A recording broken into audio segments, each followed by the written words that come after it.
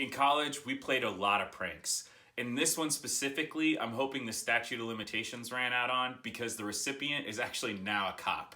There's a lot of detail in this story, so I'm going to kick into it and let you be the judge if we went too far. And as always, this is just for friends.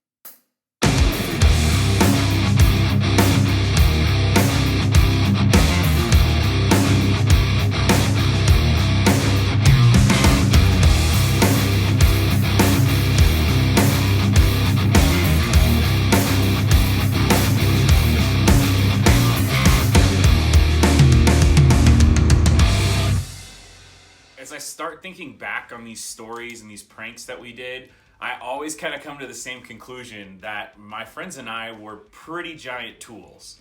This whole debacle started with one of our friends, let's call him Guy, and he was stealing these ribbon magnets off the back of cars and putting them on the back of my van. And if you're not familiar with the ribbon magnets from like 10 years ago, here's what they look like. These ribbons started out with his way to support our troops, then they quickly turned into different types of cancer awareness, different types of illness, there was autism awareness, which are all great things. Then they started turning into sports teams and church leagues and live, laugh, love, and that's when it kind of went downhill. I think at this point, Guy had stolen about 30 of these ribbons and put them on the back of my van, so as you can imagine, the back of my van is completely littered with these ribbons. So one day I come outside, I'm headed to work, and I notice, first thing, that there are 0 magnets on the back of my van, so I know that something has happened overnight. But we found out really quickly who had done it. Probably because we were known for conducting a lot of pranks, so the person that did this was really excited about trying to pull a prank on us. Little did they know that they were about to pay really, really big. I grabbed a couple of my closest friends, we hopped in that same van that was now missing all those ribbon magnets, and we drove over to the dormitory parking lot where we knew that his car would be parked. If you've ever been on a college campus, the dormitory parking lots are massive. There's hundreds and hundreds of cars. So as we're pulling up, we're unsure if we're even gonna find his car. And so as we're pulling in, we see this car backing out, and we immediately realize that his car was parked right next to that open spot. It was truly like God was saying, "You have my blessing." We pulled into the parking spot, we slipped in undercover, no one saw us, and we started plotting our prank. For this specific prank, we kept it simple and we only had 3 things. The first one is BJ stink bait. The second item is Vaseline. The third item is duct tape. If you're taking notes, now would be a good time to get out that pad and pen. We stayed in the van for probably 30 minutes and we were just cutting individual squares of duct tape, probably 1 inch by 1 inch. While 2 of us were cutting the duct tape into those squares, the third person actually went out and took a glove, scooped out a bunch of the BJ stink bait and put it under all 4 door handles of the vehicle. That way when he came out in the morning, the first thing he would do is try to get under there to open his car door, and he immediately gets that heinous smelling stuff onto his hands. As soon as we had 50 or 60 of those squares, we started putting them all over the windows. So not only on the sides and the back, but all over the windshield. The reason that you cut them into squares is because if you had big strips, you get underneath it and it'd be really easy to pull off in one chunk. But if you have 50 to 100 of those little squares, it's gonna take you a ton of time to get off of your car, and the pain is gonna be that much more. At this point, you might be asking, what's the Vaseline for?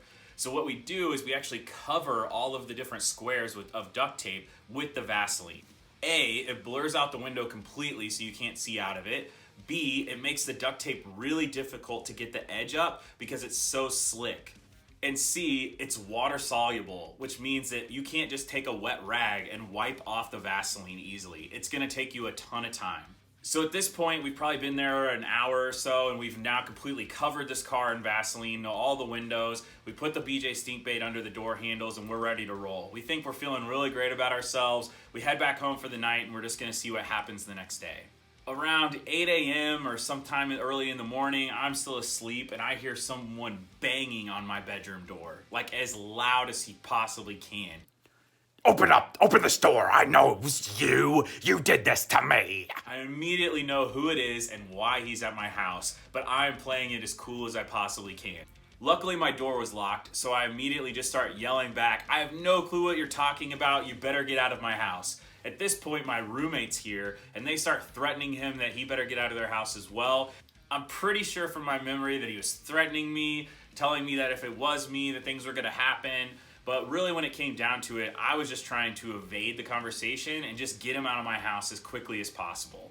So you think that's the end of the story, where we get revenge on someone who pranked us, we maybe take it a couple steps further, but really when it comes down to it, it was pretty successful and we're feeling really great about ourselves. And then I find out that he actually couldn't drive his car to work that morning, so he tried to call in.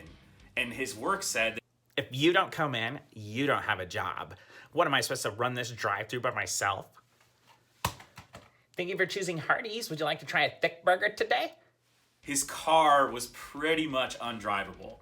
It would have taken him hours to try to get off all that Vaseline and that duct tape, as well as stick his hand under the door handle and try to get that BJ stink bait out without smelling like catfish the rest of his workday. Not to make this story go on any further, but the real nail in the coffin where it made me really feel poorly about our decision was when he came up to me at a local concert and said, "I apologize. I am so sorry that I came to your house. I know that we're better friends than that, and you would have never done that to me." Which I immediately replied, "No problem, totally understand."